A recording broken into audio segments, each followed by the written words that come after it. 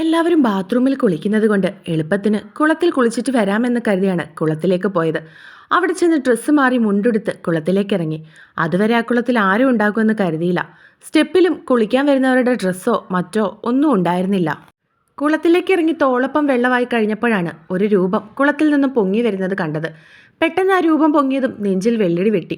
കണ്ണുകൾ അടച്ചു തുറന്നു നോക്കിയപ്പോൾ മുങ്ങി നിവരുന്ന അരവിന്ദേട്ടനെയാണ് കണ്ടത്. ആ കണ്ണുകളിലും എന്നെ കണ്ട പകർച്ചയായിരുന്നു. അരവിന്ദേട്ടൻ! അവളുടെ ചുണ്ടുകൾ മൊഴിഞ്ഞു. പെട്ടെന്ന് അവനെ കണ്ടതും അവൾ ഇരു കൈകളും ഇരു തോളിൽ വെച്ചുകൊണ്ട് മറച്ചു പിടിച്ചു. അവൻ്റെ കണ്ണുകൾ അവളിലേക്ക് നീണ്ടു. തന്നെ കണ്ട പകർച്ചയിലാണവൾ. ചുണ്ടുകൾ വിറയ്ക്കുന്നുണ്ട്. തന്നെ നോക്കാതെ കണ്ണുകൾ അങ്ങോട്ടും ഇങ്ങോട്ടും ചലിപ്പിക്കുന്നുണ്ട്. അവൾ നന്നായി ടെൻഷനാകുന്നുണ്ടെന്ന് അവന് മനസ്സിലായി. വൈശു! അവളെ നോക്കിക്കൊണ്ട് അവൻ വിളിച്ചു. ആ അവൾ മൂളിക്കൊണ്ട് അവനെ നോക്കി. സോറി, ഞാൻ മനഃപൂർവ്വമല്ല. ജീവൻ ബാത്റൂമിലുണ്ടായിരുന്നു. സമയം കളയണ്ട എന്ന് കരുതി വന്നതാ. അവൻ അവളെ നോക്കി പറഞ്ഞു. ഞാനും അങ്ങനെ വന്നതാ. ഓരോ ബാത്റൂമിലും ഓരോരുത്തരുണ്ടായിരുന്നു. ഒരുങ്ങാൻ സമയം എടുക്കേണ്ടതുകൊണ്ട് സമയം കളയണ്ടെന്ന് കരുതി വന്നതാ, അവൾ പറഞ്ഞു. പിന്നെ അവൻ്റെ മുഖത്തേക്ക് നോക്കി. അവനെ കണ്ടതിൽ അവൾക്ക് വല്ലായ്മയും പേടിയും ഒക്കെ ഉണ്ടെന്ന് അവന് മനസ്സിലായി. അവൻ്റെ കണ്ണുകൾ അവളിൽ അലഞ്ഞു നടക്കുകയായിരുന്നു. അത് മനസ്സിലാക്കി അവൾക്ക് വല്ലാത്ത പരവേശവും വെപ്രാളവും ഒക്കെ തോന്നി. അവൾ പെട്ടെന്ന് തിരിഞ്ഞ് സ്റ്റെപ്പുകൾ കയറാൻ തുടങ്ങി. വൈശു! അവൻ പുറകിൽ നിന്നും വിളിച്ചതും അവൾ നിന്നു. പിന്നെ തിരിഞ്ഞു നോക്കി. വിഷ്ണു നിന്നോട് എന്തേലും പറഞ്ഞിരുന്നോ? അവൻ സംശയത്തോടെ ചോദിച്ചു. എന്താ? അവൾ തിരികെ അവനോട് ചോദിച്ചു. നമ്മുടെ വിവാഹകാര്യം.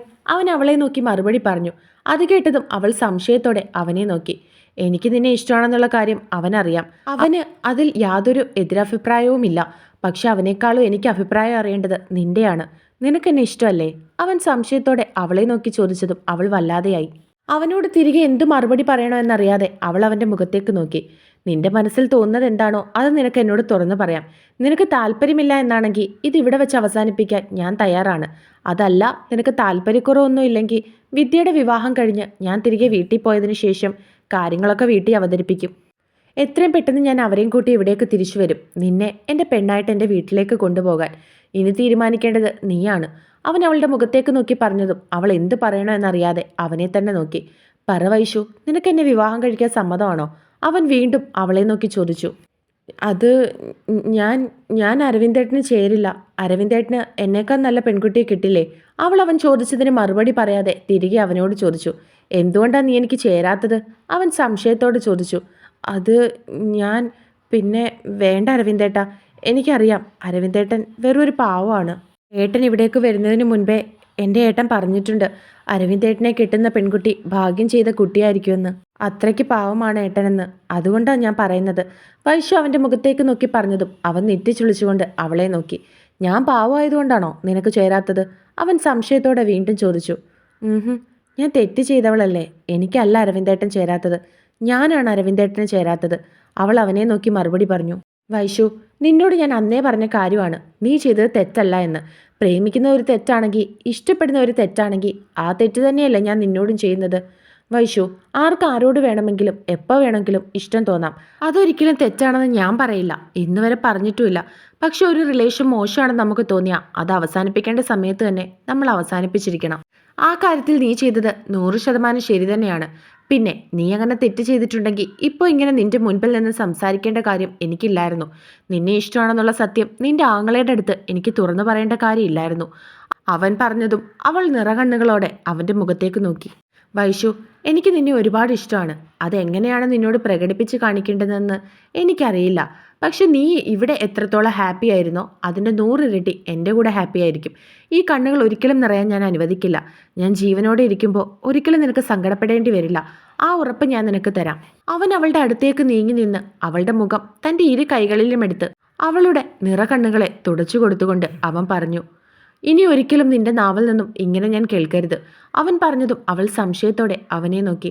നിനക്ക് ഞാൻ ചേരില്ല എന്നുള്ള വർത്താനം ഇനി ഒരിക്കൽ കൂടി നിന്റെ നാവിൽ നിന്നും അങ്ങനെ ഞാൻ കേട്ടാ, ഇപ്പോൾ നിന്നോട് പ്രതികരിച്ചതുപോലെ ആയിരിക്കില്ല ഞാൻ അപ്പോൾ പ്രതികരിക്കുന്നത്. പറഞ്ഞത് മനസ്സിലായോ? അവൻ പറഞ്ഞതും അവൾ തല കുലുക്കി. ഇനി പറ, നിനക്കെന്നെ ഇഷ്ടമാണോ? എന്നെ വിവാഹം കഴിക്കാൻ നിനക്ക് ഇഷ്ടമാണോ? അവൻ ചോദിച്ചതും അവൾ ഒന്നും മിണ്ടിയില്ല. വൈശു, അവൻ അരുമയായി അവളെ വിളിച്ചു. എനിക്ക് ഇഷ്ടക്കുറവൊന്നുമില്ല. അരവിന്ദേട്ടനെ പോലെ ഒരാളെ എനിക്ക് കിട്ടുക എന്ന് പറയുന്നത് എൻ്റെ ഭാഗ്യമാണ്. പക്ഷേ അതിനെനിക്കോ. അവൾ പറയാൻ വന്നതും ബാക്കി പറയാതെ നിർത്തി. അവൻ നെറ്റിച്ചുളിച്ചുകൊണ്ട് ദേഷ്യത്തോടെ അവളുടെ മുഖത്തേക്ക് നോക്കി. സോറി, അവൾ പറഞ്ഞതും അവൻ പുഞ്ചിരിച്ചു. അവൻ്റെ കണ്ണുകൾ അവളിൽ ഓടി നടന്നു. നെറ്റിയിലേക്ക് വീണ് കിടക്കുന്ന നനഞ്ഞ മുടിയും ചുവന്ന ചുണ്ടുകളും നഗ്നമായ തോളും അവിടെ തോളിനോട് ഒട്ടിപ്പിടിച്ചു കിടക്കുന്ന നനഞ്ഞ മുടിയുമൊക്കെ അവനെ മറ്റൊരു വികാരത്തിലേക്ക് നയിച്ചു. എത്രയൊക്കെ നിയന്ത്രിക്കാൻ ശ്രമിച്ചിട്ടും അവൻ്റെ കണ്ണുകൾ അവളിൽ ഓടി നടന്നു. അവൻ്റെ മുഖത്തേക്ക് നോക്കിയ വൈശു കാണുന്നത് തന്നെ തന്നെ കണ്ണെടുക്കാതെ നോക്കി നിൽക്കുന്ന അരവിന്ദനെയാണ്. അവൻ്റെ കണ്ണുകൾ തൻ്റെ ശരീരത്തും മുഖത്തും മാത്രമാണെന്ന് അവൾക്ക് മനസ്സിലായി. വികാരത്തിലേക്ക് എത്തിപ്പെട്ട അവൻ നിയന്ത്രിക്കാൻ പറ്റാതെയായതും അതിൻ്റെ പ്രതിഫലനം എന്ന പോലെ അവളുടെ നെറ്റിയിലൊന്ന് ചുണ്ടുകൾ ചേർത്തു. ഒരു പുരുഷന്റെ ആദ്യത്തെ ചുംബനം ഏറ്റുവാങ്ങിയ അവൾ കണ്ണുകളെ അടച്ചു. ആദ്യത്തെ പകപ്പൊന്ന് മാറിയതും അവൾ കണ്ണുകൾ തുറന്നു. അവൾ കണ്ണുകൾ തുറന്ന അതേ നിമിഷത്തിൽ തന്നെ അവൻ ഒരു കൈകൊണ്ട് അവളുടെ ഇടുപ്പിൽ കൂടി ചേർത്ത് അവളെ തന്നിലേക്ക് ചേർത്ത് പിടിച്ചു. എന്നാൽ അവൻ മറ്റൊരു ലോകത്തായിരുന്നു. അവളുടെ വെപ്രാളവും പകപ്പും ഒന്നും ആ നിമിഷം അവൻ കണ്ടിരുന്നില്ല. അവൻ്റെ മുഖം അവളിലേക്ക് അടുക്കുന്നുണ്ടെന്ന് അവൾക്ക് മനസ്സിലായി. അവൻ്റെ കണ്ണുകൾ അവളുടെ ചുണ്ടുകളിലായിരുന്നു. അവൾ പ്രതീക്ഷിച്ചതുപോലെ അവൻ്റെ ചുണ്ടുകൾ അവളുടെ ചുണ്ടിലേക്ക് അടുത്തതും ആ ഒരു നിമിഷത്തിൽ തോന്നിയ വെപ്രാളത്തിൽ അവൾ അവനെ തള്ളിമാറ്റി. പിന്നെ ഒരു ഒറ്റ ഓട്ടമായിരുന്നു മുറിയിലേക്ക്. അവൾ കഥ പറഞ്ഞ് അവസാനിപ്പിച്ചപ്പോൾ എല്ലാം കേട്ട് കിളി പോയതുപോലെ വായും തുറന്നിരിക്കുകയായിരുന്നു നന്ദു. നന്ദു എടി. നന്ദു വായും തുറന്നിരിക്കുന്നത് കണ്ടതും വൈശു അവളെ ചെന്ന് വിളിച്ചു. അപ്പോൾ അരവിന്ദേട്ടൻ നിന്നെ കിസ്സടിച്ചോ? എൻ്റെ മഹാദേവ, ഞാൻ എന്തീ കേൾക്കുന്നത്? അങ്ങേരൊരു മാന്യനാണെന്നാണ് ഞാൻ ഇത്രയും നാളും കരുതിയത്. എന്നിട്ട് ദേ നോക്കിക്കേ. അല്ലെങ്കിലും കാര്യത്തോടെടുക്കുമ്പോൾ ഇവന്മാരൊക്കെ ഇങ്ങനെ തന്നെയാ. നന്ദു പറഞ്ഞതും വൈശു അവളെ നോക്കി നാണത്തോടെ ചിരിച്ചു. ജയ്ക്ക് സാരിയുടെ പ്ലേറ്റൊക്കെ പിടിച്ചു കൊടുത്തതിന് ശേഷം മൂളിപ്പാട്ടും പാടി വരികയായിരുന്നു അച്ചു. പെട്ടെന്നാണ് അവളുടെ കയ്യിൽ പിടിച്ച് ആരോ അടുത്തുള്ള മുറിയിലേക്ക് കയറ്റിയത്. അവളെ അകത്തേക്ക് കയറ്റി അവൻ വാതിലടച്ചു. പിന്നെ അവളുടെ മുഖത്തേക്ക് നോക്കി നല്ലതുപോലെ ഒന്ന് ചിരിച്ചു കാണിച്ചു. എന്താ വിഷ്ണുവേട്ടാ, എന്താ കാര്യം? എന്തിനാ എന്നെ പിടിച്ച് വലിച്ചത്? അവൾ അവൻ്റെ മുഖത്തേക്ക് നോക്കി ചോദിച്ചു. ഒന്നുമില്ല, എനിക്ക് എൻ്റെ പെണ്ണിനെ ഒന്ന് കാണണമെന്ന് തോന്നി. എന്താ കണ്ടൂടെ? അവൻ തിരികെ ചിരിയോടെ അവളോട് ചോദിച്ചതും അവൾ ഇരു കൈകളും തൻ്റെ ഇളിയിൽ കൈക്കുത്തി നിന്നുകൊണ്ട് അവനെ കപട ദേഷ്യത്തോടെ നോക്കി. എന്താടി പെണ്ണെ? അവൻ അവളുടെ കവളിൽ പിടിച്ച് വലിച്ചുകൊണ്ട് ചോദിച്ചു. അത് തന്നെ ഞാനും ചോദിക്കുന്നേ, എന്താ കാര്യം? ആകെ ഒരു കള്ളലക്ഷണം ഉണ്ടല്ലോ മുഖത്ത്. അവൾ വിഷ്ണുവിനെ നോക്കി പറഞ്ഞു. ഉണ്ടോ? എൻ്റെ മുഖത്ത് കളലക്ഷണം ഉണ്ടോ അച്ചു? അവൻ പറഞ്ഞുകൊണ്ട് അവളുടെ അടുത്തേക്ക് നടന്നു. അവൻ്റെ നടത്തം കണ്ടതും അവൻ്റെ നോട്ടത്തിൻ്റെ അർത്ഥം മനസ്സിലായതുപോലെ അവളും പുറകിലേക്ക് നടന്നു. അവൾ ഇട്ടിരിക്കുന്ന ഡ്രസ്സിൻ്റെ അതേ കളർ ഷർട്ടും മുണ്ടുമായിരുന്നു അവൻ്റെയും വേഷം. അവൻ അവളെ തന്നെ നോക്കി മീശ പിരിച്ചുകൊണ്ട് അവളുടെ അടുത്തേക്ക് നടന്നതും അവൻ വരുന്നതനുസരിച്ച് അവൾ ചിരിയോടെ പുറകിലേക്ക് മാറിക്കൊണ്ടിരുന്നു. വിഷ്ണുവേട്ടാ, വേണ്ട കേട്ടോ. അവരൊക്കെ എന്നെ അവിടെ അന്വേഷിക്കുന്നുണ്ടാകും. എന്നെ മാത്രമല്ല, വിഷ്ണുവേട്ടനെ അന്വേഷിക്കുന്നുണ്ടാവും. ആരേലും കണ്ട നാണക്കേടാണേ. അവൾ അവൻ്റെ നെഞ്ചിൽ കൈവച്ച് അവനെ തടഞ്ഞുകൊണ്ട് പറഞ്ഞു. ഞാൻ നാണമില്ലാത്തവനാണ്. അവൻ ചിരിയോടെ അവളോട് പറഞ്ഞതും അവൾക്ക് ചിരി വന്നു. അയ്യ, അന്ന് ഞാനൊരു ഉമ്മ തന്നപ്പോഴേക്കുള്ള എക്സ്പ്രഷൻ എന്തായിരുന്നു? എന്നിട്ടിപ്പോൾ നോക്കിക്കേ, ഒരവിഞ്ഞ ലക്ഷണമുണ്ട് മുഖത്ത്. അവൾ അവനെ കളിയാക്കിക്കൊണ്ട് പറഞ്ഞു. എന്നാൽ അവൻ അവളുടെ മുഖത്തേക്ക് തന്നെ നോക്കുകയായിരുന്നു. അവൾ കളിയാക്കുന്നതൊന്നും അവനെ ഏൽക്കുന്നില്ല എന്നതുപോലെ അവൻ അവളെ ആകെ ഒഴിഞ്ഞു നോക്കിക്കൊണ്ടിരുന്നു. നല്ലതുപോലെ പൊട്ടിവാരി തേച്ചിട്ടുണ്ടല്ലോ മുഖത്ത്. അവൻ ചിരിച്ചുകൊണ്ട് അവളെ കളിയാക്കി. എൻ്റെ നാത്തൂൻ്റെ കല്യാണത്തിന് ഞാനല്ലാതെ പിന്നെ ആരാ ഒരുങ്ങേണ്ടത്? അതുകൊണ്ട് ഇത്തിരി കൂടുതലായിക്കോട്ടെ എന്ന് കരുതി. അവളും തിരികെ അവനോട് മറുപടി പറഞ്ഞു. അതിനവൻ ചിരിച്ചുകൊണ്ട് അവളുടെ മുഖത്തേക്ക് നോക്കി. വിഷ്ണുവേട്ടാ, ആരെങ്കിലും തിരക്കും. അമ്മ എങ്ങാനും കണ്ടുകൊണ്ട് വന്ന നാണക്കേടാണ്. അവൾ വീണ്ടും അവനെ പറഞ്ഞു മനസ്സിലാക്കാൻ ശ്രമിച്ചു. എന്നാൽ അവൻ്റെ കണ്ണുകൾ മുഴുവൻ അവളിൽ തന്നെയായിരുന്നു. തൻ്റെ പെണ്ണിനെ ആദ്യമായി കാണുന്നത് പോലെ അവൻ അവളെ അടിമുടി നോക്കി. എന്നാൽ അവൻ്റെ കണ്ണുകളും അവൻ്റെ നോട്ടവുമൊക്കെ തന്നെ കൊല്ലാതെ കൊല്ലുന്നത് പോലെ അച്ചുവിന് തോന്നി. അത് അവനിൽ നിന്നും മറയ്ക്കാൻ വേണ്ടി അവൾ വീണ്ടും ഓരോന്ന് അവനോട് ചോദിച്ചുകൊണ്ടിരുന്നു. എന്നാൽ അവൻ അതിനും അവൾക്ക് മറുപടി നൽകുന്നതിനോടൊപ്പം അവളുടെ എക്സ്പ്രഷനും അവളുടെ രീതികളുമൊക്കെ നോക്കിക്കാണുകയായിരുന്നു. ഒന്ന് മാറിക്കേട്ടാ, ഞാൻ പോകട്ടെ. അതും പറഞ്ഞ് അവൾ അവനെ തള്ളിമാറ്റി അവിടെ നിന്നും പോകാൻ തുടങ്ങിയതും അവൻ അവളുടെ കയ്യിൽ പിടിച്ച് വലിച്ചതും ഒന്നിച്ചായിരുന്നു. അവൾ മറ്റെന്തെങ്കിലും ചിന്തിക്കുന്നതിനോ പറയുന്നതിനോ മുൻപ് തന്നെ അവൻ അവളുടെ ചുണ്ടുകളിലേക്ക് ചുണ്ടുകൾ ചേർത്തിരുന്നു. പെട്ടെന്നുള്ള അവൻ്റെ പ്രവൃത്തിയിൽ അവളുടെ കണ്ണുകൾ മിഴിഞ്ഞു വന്നു. കൈകൾ അവൻ്റെ ഷർട്ടിൽ മുറുക്കി കണ്ണുകൾ ഇറുക്കി അടച്ചു പിടിച്ചു. അവൻ അവളുടെ മുഖത്തേക്ക് നോക്കി. കണ്ണുകൾ ഇറുക്കി അടച്ചു പിടിച്ച് നിൽക്കുകയാണവൾ. അത് കണ്ടതും അവനും ചിരിയോടെ അവൻ്റെ കണ്ണുകൾ അടച്ചു. അവൻ അവളുടെ ചുണ്ടിലേക്ക് തൻ്റെ ചുണ്ടുകൾ കൊണ്ട് കോർത്തു. ആ നിമിഷം അവളുടെ വയറ്റിലൊരു ആളലുണ്ടായി. അവൻ അവളുടെ ചുണ്ടുകൾ ചുംബിച്ചു തുടങ്ങി. അവൻ്റെ ചുംബനത്തിനനുസരിച്ച് അവളുടെ കൈകൾ അവൻ്റെ ഷർട്ടിൽ മുറുകിക്കൊണ്ടിരുന്നു. അവളുടെ ഇരു ചുണ്ടുകളും ഒന്ന് നുണഞ്ഞു വിട്ടതും അവൾ നാണത്തോടെ തലകുനിച്ചു. നാണം വരുന്നോടി? അവൻ അവളെ കളിയാക്കി. ഒന്ന് പോയേ വിഷ്ണുവേട്ടാ. അവൾ പറഞ്ഞുകൊണ്ട് പോകാൻ തുടങ്ങിയതും അവൻ വീണ്ടും അവളുടെ കയ്യിൽ പിടിച്ചു നിർത്തി. വിഷ്ണുവേട്ടാ, അവൾ കൊഞ്ചി. എന്ത് തോന്നി? അവൻ കുസൃതിയോട് ചോദിച്ചു. അയ്യേ, പോയേ വിഷ്ണുവേട്ടാ, എനിക്കൊന്നും തോന്നിയില്ല. അവൾ പറഞ്ഞുകൊണ്ട് അവൻ്റെ കൈകൾ അവളിൽ നിന്നും മാറ്റാൻ ശ്രമിച്ചുകൊണ്ട് പറഞ്ഞു. ഞാൻ ആദ്യമായിട്ട് തന്ന ഒരു കിസ് എങ്ങനെയുണ്ടായിരുന്നെന്ന് ചോദിക്കാനുള്ള അവകാശം എനിക്കില്ലേ പെണ്ണേ? അവൻ ചിരിയോടെ അവളോട് ചോദിച്ചു. എക്സ്പേർട്ടാണെന്ന് തോന്നുന്നല്ലോ. അവൾ ചിരിച്ചുകൊണ്ട് ചോദിച്ചു. അങ്ങനെ തോന്നിയോ? അവൻ്റെ ചുണ്ടിൽ കുസൃതി വിരിഞ്ഞു. തോന്നി. പിന്നെ ആദ്യമായിട്ട് കിട്ടിയതുകൊണ്ട് ഇങ്ങനെ തന്നെയാണോ എന്ന് അറിയാത്തത് കൊണ്ടും അറിയില്ല. അവൾ തിരികെ പറഞ്ഞുകൊണ്ട് ചിരിച്ചു. എനിക്ക് പിന്നെ നേരത്തെ കൊടുത്ത് ശീലമുള്ളത് കൊണ്ട് അറിയാം. അവൻ അവളെ നോക്കി പറഞ്ഞു. അത് കേട്ടതും അവൾ ആണോ എന്നുള്ള രീതിയിൽ അവനെ നോക്കി. ആണടി, മറ്റേ പഴയ അവളില്ലായിരുന്നോ? അവൾക്ക് ഞാൻ കുറേ കൊടുത്തിട്ടുണ്ട്. അതുകൊണ്ട് എനിക്ക് കാര്യങ്ങളൊക്കെ നല്ല തിട്ടമാണ്. അവൻ അവളെ ഒന്ന് മൂപ്പിക്കാൻ എന്ന രീതിയിൽ പറഞ്ഞു. അതും കൂടി കേട്ടതും അവളുടെ മുഖം വീർത്തു. ആദ്യം അവൾ കരുതിയത് അവൻ അവളെ കളിപ്പിക്കാൻ പറയുന്നതെന്നാണ്. സത്യമായിട്ട് നിങ്ങൾ തമ്മിൽ അങ്ങനെ റിലേഷൻ ഉണ്ടായിരുന്നോ? സംശയം വിട്ടുമാറാത്തതുപോലെ അവൾ വീണ്ടും ചോദിച്ചു. പിന്നില്ലാതെ, എത്ര വർഷം ഉണ്ടായിരുന്ന ബന്ധമാണ്. ഇപ്പം തന്നെ നമ്മൾ പരസ്പരം ഇഷ്ടത്തിലായിട്ട് 2-3 ദിവസം കഴിഞ്ഞതല്ലേ ഉള്ളൂ. അപ്പോഴേക്കും ഞാൻ നിന്നെ കിസ് ചെയ്തില്ലേ? അവളുമായിട്ട് എനിക്ക് എത്ര വർഷത്തെ ബന്ധം ഉണ്ടായിരുന്നു? അപ്പോൾ അതിനിടയിൽ ഞങ്ങൾ തമ്മിൽ എത്ര തവണ കിസ് ചെയ്തിട്ടുണ്ടാകുമെന്ന് നിനക്ക് ഊഹിക്കാവുന്നല്ലേ ഉള്ളൂ. അവൻ അവളെ ഒന്ന് പാളി നോക്കിക്കൊണ്ട് പറഞ്ഞതും അവളുടെ മുഖം കടന്നൽ കുത്തിയതുപോലെ ഒന്നും കൂടി വീർത്തു. ഇപ്പൊ പൊട്ടുവോ? അത് കണ്ട് അവൻ ചിരിയോടെ ചോദിച്ചു. ഞാൻ പോകാൻ നോക്കട്ടെ, അവരൊക്കെ എന്നെ തിരക്കും.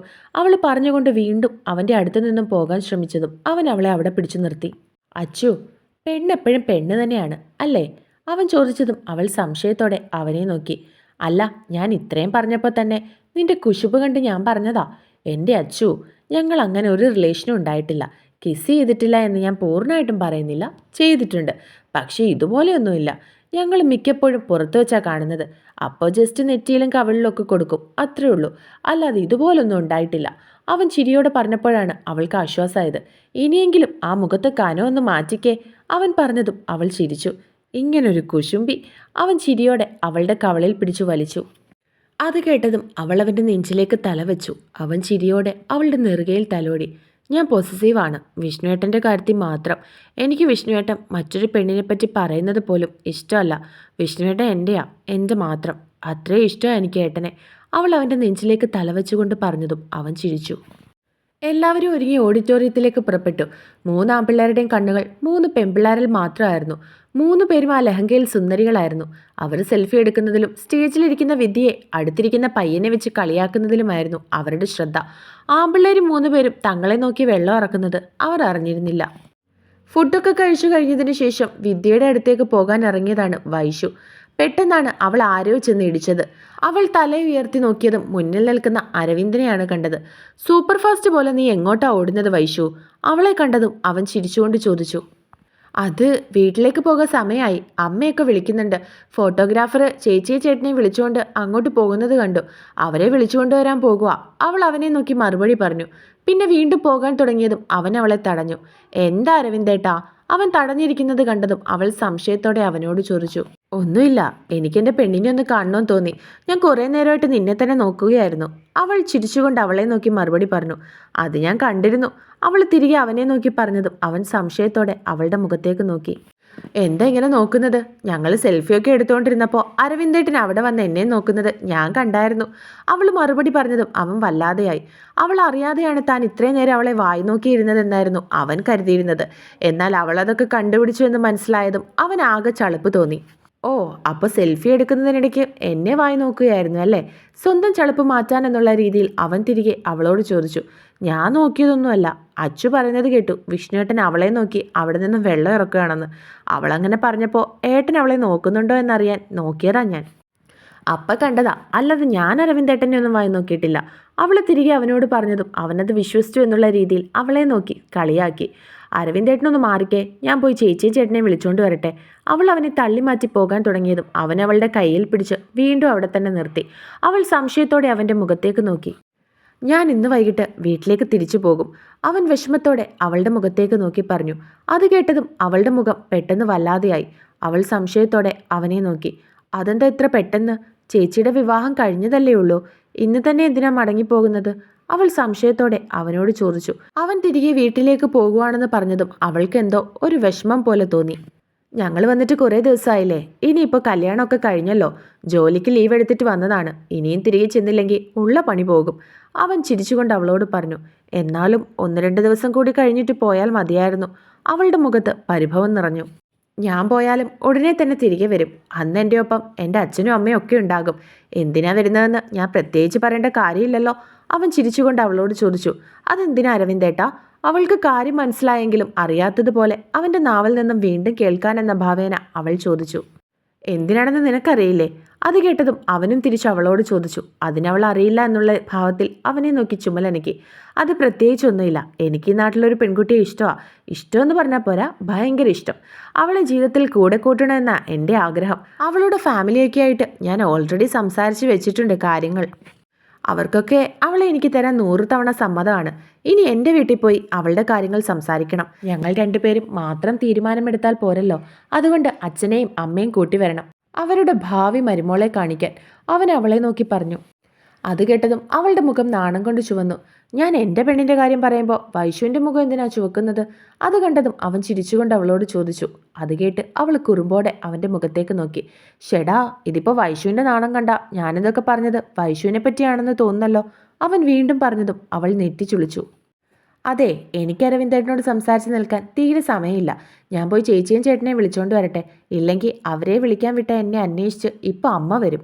അതും പറഞ്ഞ് അവൾ അവനെ തള്ളിമാറ്റി കുറച്ച് മുൻപിലേക്ക് നടന്നു. അവൻ ചിരിച്ചുകൊണ്ട് അവൾ പോകുന്നതും നോക്കി നിന്നു. അതെ, വേറൊരു കാര്യം കൂടി. വീട്ടിൽ പോയി കാര്യം അവതരിപ്പിച്ചിട്ട് പെട്ടെന്ന് വന്നേക്കണം. ഇല്ലെങ്കിൽ ആ പെണ്ണ് വേറെ വല്ലവരുടെയും കൂടെ ഒളിച്ചോടും, പറഞ്ഞേക്കാം. അവൾ ചിരിച്ചുകൊണ്ട് പറഞ്ഞിട്ട് അവൻ്റെ മറുപടിക്ക് കാത്തു നിൽക്കാതെ ലഹങ്കയുടെ പാവാടയും പൊക്കിപ്പിടിച്ചുകൊണ്ട് ഓടി. അവൻ ചിരിയോടെ അവൾ പോകുന്നതും നോക്കി നിന്നു. വിഷ്ണുവിൻ്റെ മുഖത്തെ വിയർപ്പ് കണങ്ങളൊക്കെ കയ്യിലുണ്ടായിരുന്ന ടിഷ്യൂ പേപ്പർ ഉപയോഗിച്ച് ഒപ്പിയെടുക്കുകയാണ് അച്ചു. ഇതെന്താ വിഷ്ണുവേട്ടാ, നിങ്ങളിനി വൈകിട്ട് കുളിക്കേണ്ട കാര്യമില്ലല്ലോ. അമ്മാതിരി നനഞ്ഞിരിപ്പുണ്ട് ഷർട്ടൊക്കെ. അവൾ അവനെ നോക്കി പരിഭവത്തോടെ പറഞ്ഞു. എടി, എൻ്റെ പെങ്ങളുടെ കല്യാണത്തിന് ഞാനല്ലാതെ പിന്നെ ആരാ ഓടി നടക്കേണ്ടത്? പെങ്ങന്മാരുടെ കല്യാണത്തിന് ചേട്ടനനിയന്മാരുടെ ഷർട്ടൊക്കെ ഇങ്ങനെ തന്നെയാണ്. നീ വീട്ടിലുള്ളത് കൊണ്ട് എനിക്കിനി പേടിക്കേണ്ട കാര്യമില്ല. അവൻ പറഞ്ഞതും അവൾ സംശയത്തോടെ അവൻ്റെ മുഖത്തേക്ക് നോക്കി. അവൻ എന്താണ് പറയുന്നതെന്ന് അവൾക്ക് ആദ്യം മനസ്സിലായില്ലായിരുന്നു. നേരത്തെ ആണെങ്കിൽ ഈ ഷർട്ട് എങ്ങനെ കഴുകുമെന്നുള്ള ചിന്തയിലായിരുന്നു എൻ്റെ മനസ്സ്. ഇനി നീയുണ്ടല്ലോ, അതുകൊണ്ട് എത്ര വിയർത്താലും എനിക്ക് പേടിക്കേണ്ട കാര്യമൊന്നുമില്ല. അവൻ അവളെ നോക്കി പറഞ്ഞതും അവൾ അവൻ്റെ മുഖത്തേക്ക് നോക്കി. പിന്നെ നിങ്ങളുടെ ഷർട്ട് കഴുകിയിടാനല്ലേ ഞാൻ നിങ്ങളെ കെട്ടാന്ന് സമ്മതിച്ചത്. മര്യാദയ്ക്ക് തനിയെ അങ്ങോട്ട് കഴുകിയിട്ടാൽ മതി. അവൾ കുറുമ്പോടെ അവൻ്റെ മുഖത്തേക്ക് നോക്കി പറഞ്ഞു. ആണോ, ഞാൻ കഴുകണോ? അവൻ അവളെ നോക്കി കുസൃതി ചിരിയോടെ പറഞ്ഞുകൊണ്ട് അവളുടെ ഇടുപ്പിലൊന്ന് പിച്ചി. വിഷ്ണുവേട്ടാ, അവൾ പെട്ടെന്ന് ഞെട്ടിക്കൊണ്ട് വിളിച്ചു. നീ കഴുകുകയോ ഇല്ലയോ? അവൻ വീണ്ടും അവളുടെ ഇടുപ്പിൽ പിച്ചു കൊടുത്തുകൊണ്ട് ചോദിച്ചു. ഇങ്ങനെ പിച്ചല്ലേ വിഷ്ണുവേട്ടാ, എനിക്ക് വേദനിക്കുന്നുണ്ട് കേട്ടോ. നോക്കിക്കോ, ഇനിയിപ്പോൾ അവിടെ മുഴുവൻ ചുമന്ന് കാണും. എൻ്റെ സെൻസിറ്റീവ് സ്കിന്നാണ്, പെട്ടെന്ന് ചുമക്കും. അവൾ അവൻ്റെ മുഖത്തേക്ക് നോക്കി പറഞ്ഞു. അങ്ങനെയാണെങ്കിൽ എങ്ങനെയാ മോളെ? അവൻ അവളെ അടിമുടി നോക്കിക്കൊണ്ട് മീശ പിരിച്ചു.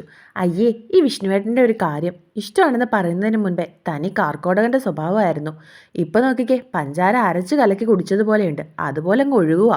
അവൾ അവനെ കളിയാക്കിക്കൊണ്ട് പറഞ്ഞു. ഓഹോ, അങ്ങനെയാണോ? എങ്കിൽ ഇപ്പോൾ ഈ നിമിഷം മുതൽ ഞാൻ വീണ്ടും കാർക്കോടകനാകാൻ പോവുക. മാറി നിൽക്കടി. അവൻ അവളെ തൻ്റെ അടുത്തു നിന്നും കുറച്ച് തള്ളിക്കൊണ്ട് പറഞ്ഞു. അതങ്ങ് പള്ളിയിൽ പോയി പറഞ്ഞാൽ മതി. അതും പറഞ്ഞ് അവൾ അവൻ്റെ ശരീരത്തോട് ചേർന്ന് നിന്നു. അത് കണ്ടതും അവന് ചിരി വന്നു. വീർത്തു നിൽക്കുക പെണ്ണെ. അവൾ തൻ്റെ ശരീരത്തോട് ഒട്ടിച്ചേർന്ന് നിൽക്കുന്നത് കണ്ടതും അവൻ അവളെ നോക്കി പറഞ്ഞു. അത് സാരമില്ല, എനിക്കിഷ്ടമാണ്. അവൾ പറഞ്ഞുകൊണ്ട് അവൻ്റെ പാതി തുറന്ന ഷർട്ടിനിടയിൽ കൂടി അവൻ്റെ നെഞ്ചിൽ ചുണ്ടുകൾ ചേർത്തു.